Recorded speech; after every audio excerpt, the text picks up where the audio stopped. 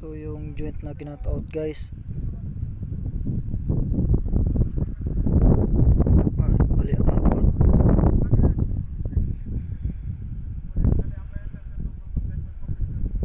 Walang problema sa welding guys. Pasado yan sa x-ray. Ang problema nito, ito lang guys. Ito. Naging 9.53 mm naging 8.92, 8.89.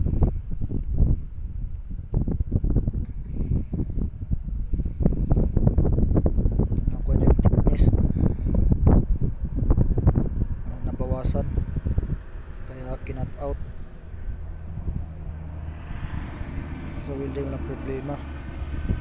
Kakayan din guys. Yan yung problema ng pangalawang joint.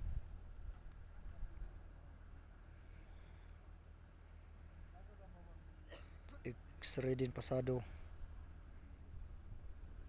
pero yung pag-grind sa arcing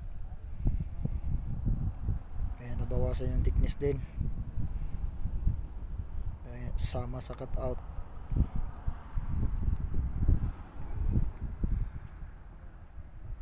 Maganda rin yung inang, kaso lang yung problema yun lang, kaunting problema kasi mahigpit, kaya ganun nangyari, cut out.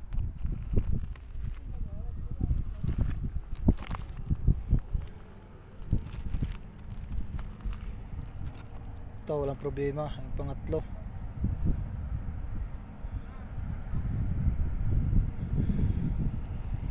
nadamay lang yan guys. Ito yung problema. Yung pang-apat din,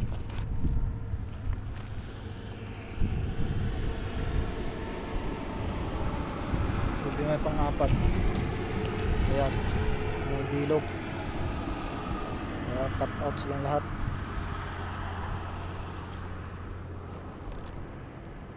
Bali apat na joint.